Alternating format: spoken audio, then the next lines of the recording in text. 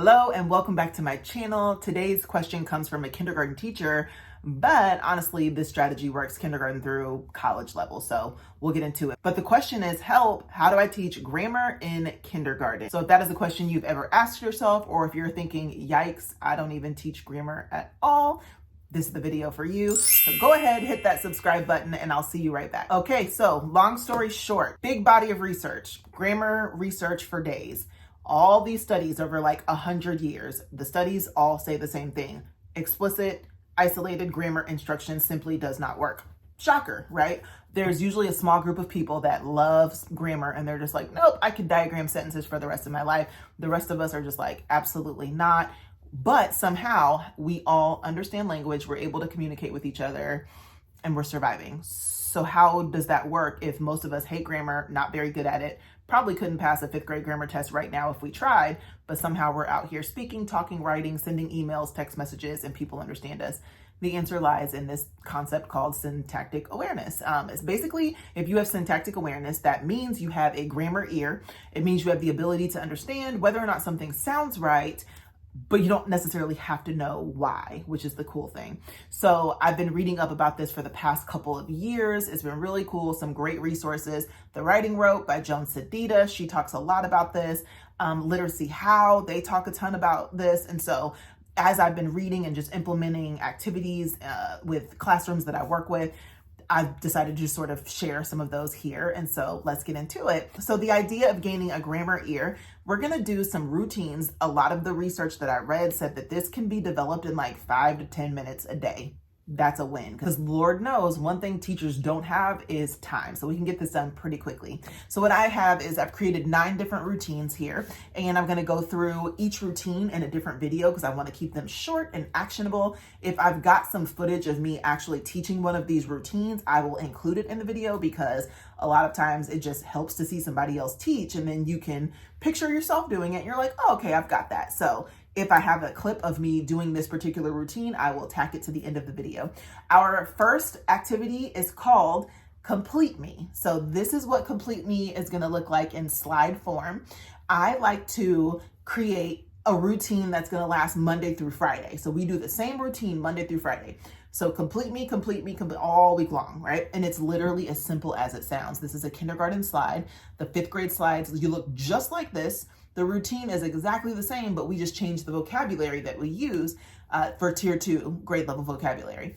So you can see here, we've got some picture support for our newcomers. If you have any of those, or just students that are just acquiring language in any capacity, this is gonna help.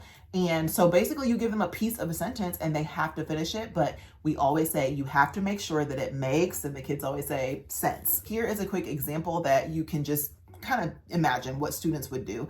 They would finish that up, and then the procedure in my classrooms that I always work with, it's always going to be, once you've written it, after a certain amount of time, it's going to be time to turn and share your sentences. Then we're going to have a conversation about the language. What makes this a really strong sentence, or could we add more to it, or does it make sense? And if it doesn't make sense, why doesn't it make sense? And so typically when they're turning and talking with each other, I will listen in, and if I hear a really great example, I'll grab the sticky note or their whiteboard and I'll bring it up to the classroom and I'll share it out with everybody, and we'll have a class conversation about. So one other thing I'll say about the routine Complete Me is a really great story that I got from my dear friend. She was teaching these routines in her 2nd grade classroom, and it was an entire classroom full of newcomers that were language learners, and she started doing these routines, and she would come back and like, oh my gosh, this happened, and she would tell me all of these stories. And one of my favorite stories that she ever told me was about these little boys that were working on this routine Complete Me,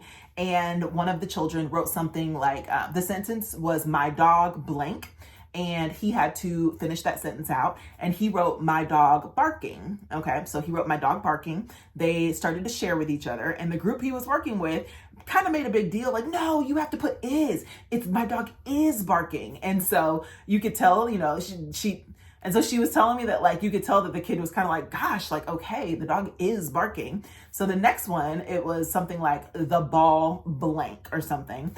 And so he writes his sentence, and when it's time to share, he stands up to share and he reads from his little sticky note, and he goes, the ball is rolling down the hall, or however he finished it. So everybody had a little laugh, and that was such a cute little story.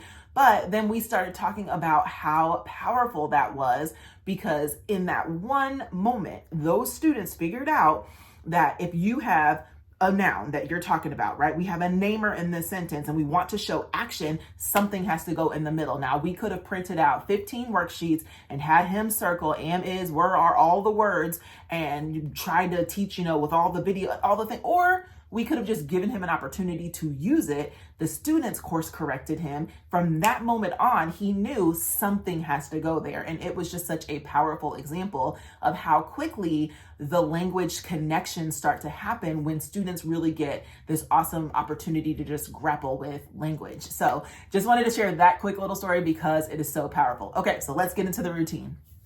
So this one is called Complete Me. Everyone say Complete Me. Complete me. All right. The rules for Complete Me are as follows. I'm going to give you 3 sentences, and your job is to, what do you think? If I only give you a piece of the sentence, your job is going to be to? Fill in the blank. Right, or complete it. Right. So that says Complete Me. I see 3 sentences. The first one says, the duck blank.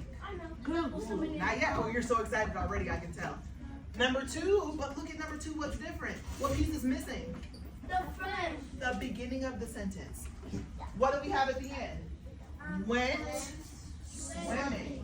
And the last one says, her grandpa blank. I'm going to give you 10 seconds.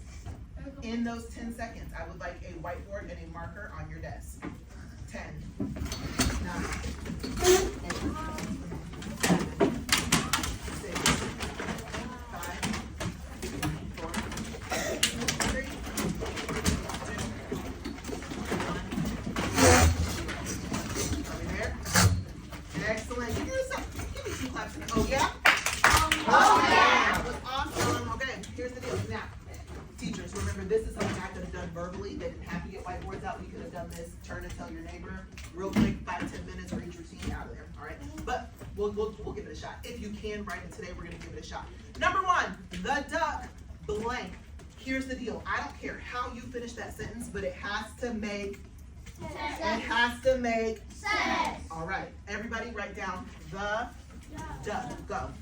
Push it over to the side of your board because you're gonna have to finish the sentence and you want to have room. Finish that sentence however you like. Now, I'm noticing the beginning of the sentence always has a capital letter, and we know that in 2nd grade. So please make sure you also have a capital letter. Swimming. What if my sentence says, the duck swimming? Does that make sense? No. What word am I missing? The duck? Is. I have to have is in there. Excellent. Clear your board, clear your board, clear your board. Okay. And I love how some of you use the word swimming because it was right here on the board. That's just being smart. I love it. You want 2 claps in the oh yeah? Well, then let's do it. Give me 2 claps in the oh yeah. Oh yeah. Here we go. Blank went swimming. Now you have to tell me, who do you want to go swimming? What's the beginning of the sentence here? Blank went swimming. It can be anything you want as long as it makes sense. Okay, let's go.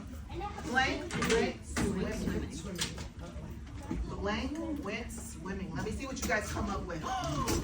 My sister went swimming. Ooh, make sure you put the proper punctuation on there, and that's amazing. So what will come before My friend went swimming. Oh, you're going to say her grandpa went Which one is that? Okay, right back. Okay. Good.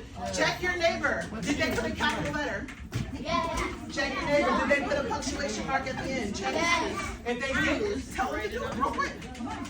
All right. Excellent. Clear your board, clear your board, clear your board. Last one. This one we're going to do verbally. We're not going to write it down, so you can close your marker and put it in front of you. Don't put it away yet, because you might need it. Close your lid, and then eyes on me. Her grandpa. Now think first. How can I finish that sentence in a way that makes sense? Could I say, her grandpa sleeping? No. That wouldn't make sense because I'm missing a word. Oh, why would it is? Okay. All right, think. See if you can come up with a way to finish this word or sentence in a way that nobody else is going to. So get creative. Her grandpa. Don't say it out loud yet. When you have it, pull it out. Pull it out. Tell, Hold it in your hand. tell your neighbor what your sentence is. Go. I'm gonna listen. Her grandpa what?